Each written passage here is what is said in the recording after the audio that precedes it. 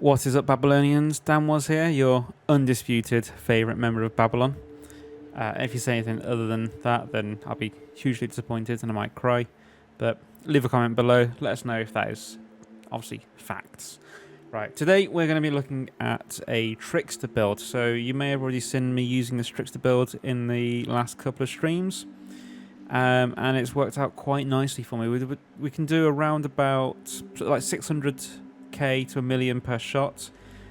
We can get those shots down rapidly, so we can take down the enemies nice and quick and not have to worry too much about our health with this build, because we're doing a lot of crowd control to keep the enemies at bay. So let's have a look at what we've got. So first of all, let's just have a quick browse through what skills we're going to be using. So we're going to be using Hunt the Prey to get behind the enemies, and this will actually give us a damage boost as well. Then Time Rift to lift those enemies up in the air. This is going to, again, give us a damage boost, but also prevent the enemies from attacking us. And then we've also got Twisted Rounds, just to increase our overall damage, really. So let's have a look now at our inventory. So we'll go through what weapons and armor we will be using. So we've got, as our main weapon, the Death Shield. So with this one, the two mods that I've gone for are Fortress, which is the standard mod for the gun, and then Dark Sacrifice, which is from the Fatal Symbiont. So as you can see here, we have one here. So we've taken that from there and put it onto this gun. Now, what does this do for you? So Fortress gives you that 43% damage bonus based on our armor, which I believe is 40,000 armor, gives you or around there, it gives you the maximum damage bonus. So that is always on, always giving us that 43% extra at the moment. And then we have the Dark Sacrifice, which gives us 75% weapon damage, but then drains up to 50% of our maximum health. So with this, you do need to keep an eye on that. So if you're taking a while to get to an enemy, you got to be careful that you're not getting shot too much, well, because that's just going to increase the damage that you're taking. So this is where the Hunt the Prey comes into clutch. You get to use that to get straight back up towards enemies, deal the damage that you need to, get your health back once you get those kills, and obviously the weapon life leech as well. So secondary weapon we don't tend to use much, as well as the pistol, but I've got the Anomaly Effigy turned on here, equipped even, should I say, with Fortress and Concentration Blast, so it's just sort of my backup. At the end of the day, if I run out of ammo with the Twisted Rounds, I'll probably still stick with the Death Shield. It does deal a huge amount of damage still, even without the Twisted Rounds on. And then we've just gone for Bolt and Thunder, just because it looks a bit fancy, really. Moving on to the armor. So for the helmet, first of all, we've gone for all purples. We haven't actually gone for an armor set bonus here. So you don't need to worry too much about getting a set piece, or 3 set pieces to make the bonus. But there are a few tier 3 mods that you need. So first of all, we're going for bonus firepower, cooldown reduction, and close range damage as much as we can with this armor. So the only one we don't have that on at the moment, I believe, is the legs, or sorry, the foot gear. Everything else is all those 3: bonus firepower, cooldown, close range damage. But the tier 3 mods that we've gone for, first of all, is Hunt the Prey. So this means that when we teleport behind an enemy, we replenish the magazine in our weapon. Now, seeing as we only have, I think it's 15, so yeah, 10 clip size, but we get an extra 50% with our class. With this, with Trickster, we've gone for Hunt the Prey, so that will mean that once you get down to around about 2 or 3 rounds, you're going to be wanting to try and replenish that ammo, teleport behind an enemy, straight back up to 15. So that is really useful. It's a tier 3 mod that comes from the Ugarki Atora Cowl. So they are a pain to get, but it is one of the most useful ones. We do have an alternative that we'll talk about later as well, if you can't get that straight away. But at the moment, this is what we're sticking with. So Hunt the Prey. And then also Mitigation from Death, which allows us just around about 150,000 armor. Once we kill 10 enemies, it stacks 3 times. So 3 times 45. And then you've got that for 10 seconds per enemy killed. So if you killed one enemy and then 9 seconds later killed another one, you'd then lose the original one, so you'd only be down to 1. But if you kill quick enough, you can be up to 3 and have that 150k additional, or thereabouts, additional armor. Now onto the upper armor, we've gone for double time with Time Rift. So at the moment, I think Time Rift doesn't last that long really by default, so the double time adds that extra, well, obviously doubles it. It just seems to give that extra time required to get the hits on the enemies that you need to, which then comes into clutch with Pain Transfer, which isn't actually all that great at the moment, but once we get the update through, which is most likely going to be after this video is out, it could come out beforehand. We're recording this on Tuesday, when there's potential for the update, but we shall see. It gives you 10% of your weapon damage and 30% anomaly damage dealt to one enemy is transferred to another enemy. So if you're dealing a million per hit, that should equate to around about 100,000 per hit with your additional enemies. So you're just whittling down their health, ready for when you move on to get them with the actual hits. So rather than dealing just the damage as almost like a splash damage, it doesn't have a range as far as I can tell. As long as they are within the time rift, you will deal the extra damage to those enemies. And then we're moving down to the lower armor. So with this, moving down to lower armor, we've got Geiger's Wave. So every enemy affected by the wave receives vulnerable. That's just going to allow us to deal extra damage to them once they've been hit by that. So moving down to Bloodlust. Killing shots increase your firepower by 17,000. Again, this one will stack 3 times, deteriorates every 10 seconds. Same as the mitigation from death. So you'll be able to get around about 45,000 additional firepower just by using this and killing those enemies nice and quick. Then onto the gloves, we've got the long range on the Time Rift, increasing the distance in which your Time Rift will reach. So tripling the range. It's got quite a short range by default. I mean, it's okay. If you get up close and you can get a group together, it's okay. But with this, you don't have to worry about the groups. You can just fire it almost across the map, pick up quite a few people, and using that transfer of your damage from one to another, you can deal damage to quite a few enemies with that. And then we've gone for Stare into the Barrel. It's another tier 3 mod. Not one of the ones that's necessarily the most important, but it does give you an extra 50,000 firepower, assuming there are 5 or more enemies around you. And moving down onto the feet. So with this one, we do need to still find some better boots. But the main reason why I'm using this is purely the bonus firepower and the cooldown reduction. I'm still looking for the perfect boots, but this one has the mod and another one. So that is going to mean that our ammo is not consumed when we are shooting enemies that are afflicted by the Time Rift. So this is great because you don't have to reload nearly as often.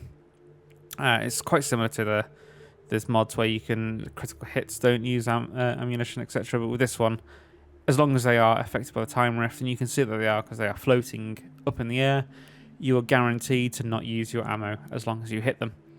So that is brilliant. So we do need to change that top mod as well on there, so completely ignore that for now.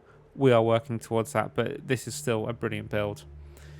Now, if we move on to the class tree, so we've gone for the upper tree with this, so the firepower tree, the assassin, and we've gone with arms trick to start.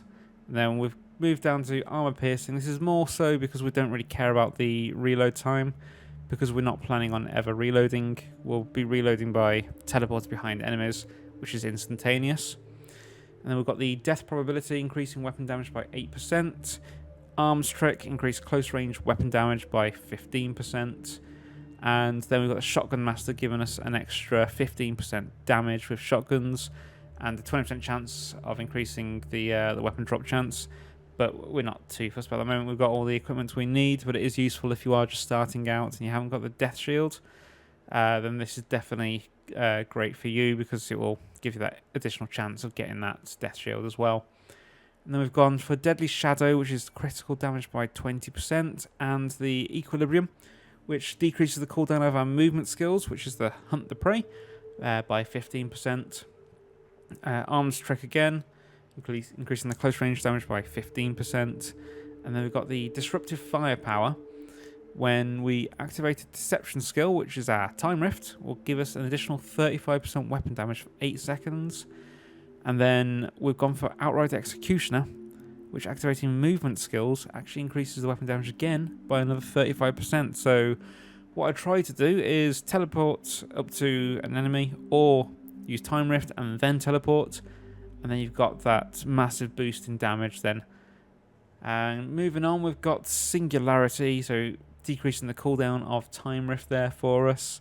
And then Unforeseen End, increasing damage when you're behind an enemy, so that's great for Hunt the Prey. It will put you, as long as it works correctly, behind the enemy, so you'll be dealing an additional 20% there. And then Death Probability for 8%, and then Arms Trick again for an additional 15% again. And we've gone for Death Probability here, damage by 8%. And then Unforeseen End, which is again increasing the damage done behind an enemy by 20% again. And then we've got Bounty Hunter just to do that extra 15% damage to the elites. And then Oddity Summation for the extra 50% mag size that I mentioned earlier. So that gives you, so with the Death Shield you go from 10 to 15 rounds. With something like the Bulwark, I think that one starts on 20, so you go from 20 to 30 if you wanted to use that, which is again a brilliant gun to use, just not one that I'm using at the moment, just purely I'm going for the firepower that the Death Shield pumps out for us. And we're going down the bottom here for shotgun damage with Shotgun Adept by 12%. And then finally we have gone for the last node, which is Cold Calculation, which is for every enemy in close range, increase the weapon damage by 8%. So that's the class tree there. So the main focal points I'd say are the Disruptive Firepower for 35% damage, and the Outrider Executioner, which is when you do the Hunt the Prey, an extra 35% damage as well.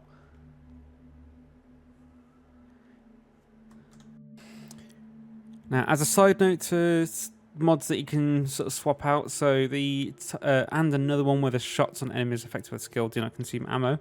With that one, I would say you could swap that one out for Ammo Bargain. So Twisted Rounds, whilst the skill is active, killing shots will replenish 20% of your ammo.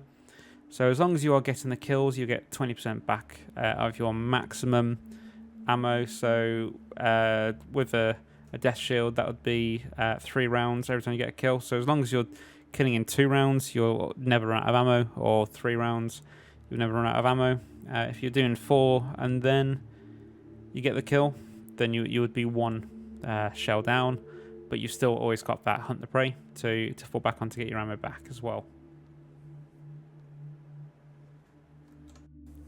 So with this now, I didn't really want to show off an entire expedition. You've been here long enough now just to see the actual setup of this class itself.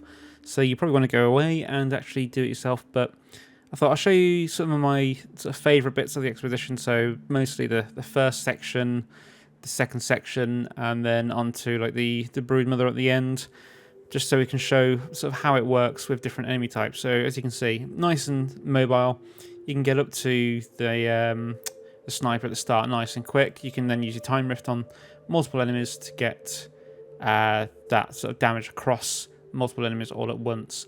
And if we come across this first elite here, so you can see 400,000, 600,000, close to 700,000, and that wasn't actually me doing the sort of the sequences correct. So really you should be doing Time Rift and your Hunt the Prey at the same time, so you're getting those 235% boosts at the same time. So I probably could have done closer to 1 mil with that, but here as well you can see I've run out of ammo with my twisted round, so I wasn't checking my ammo count, which is something you should do quite often. So I am taking a lot more damage now because I'm not dealing the damage as quickly, but you still got brilliant survivability because you got the ability to teleport away from the danger, and then use that Time Rift to actually stop the enemies in their tracks. They're not going to be doing any damage to you whilst they're actually in that state. And as we come through into the second section, so you can see it took us about a minute to do that section. Not the fastest, we could do that faster, possibly with the pyro, but they are dealing a hell of a lot more damage against a hell of a lot more enemies all at once as well. But as you can see into this section as well, we've teleported away from that captain. That was actually accidental. I was misaiming with that one. But we're doing like 1 million damage with each shot sometimes. 500k is sort of the roundabout number when we're not using the time rift and not using the hunt the prey in the right orders. But I mean, 900,000 there. You can see it's dealing a lot of damage to these enemies. And really, you want to try and keep that time rift up as much as possible. So here, large group, get them up, teleport behind, shoot a few, they're all dead. It's as easy and as fast as that sometimes.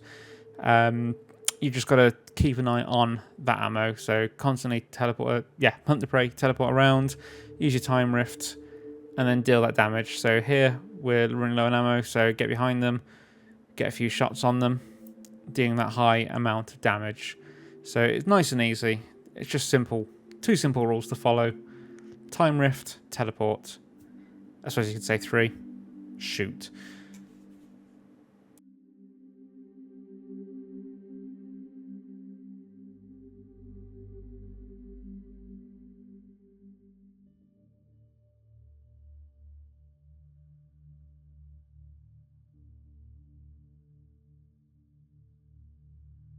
So I just want to show off here. So this is the elevator part of Chemplant. So you have the enemies running to you on the left and the elites on the right. And I just want to show really how effective this build is against all the ads. So you can see time with them all, shoot, all dead, pretty much less than 2 seconds. I think that would be. And then again with the elites, so we can time rift them, teleport behind, shoot them in the back. And they just go down. It's like Swiss cheese. Just destroy them. And then finally, so the brood mother, brood queen, or whatever she is. This is just an example of how quickly you can take her down. So once again, activate your twisted rounds. You can see it's not doing too much damage at the moment. But then as soon as you use your time rift, teleport behind, and boom, 700k damage per hit. And then you've got a lot of those little perforos that were coming at you as well. They died pretty quickly as well because they were within the time rift at the time as well.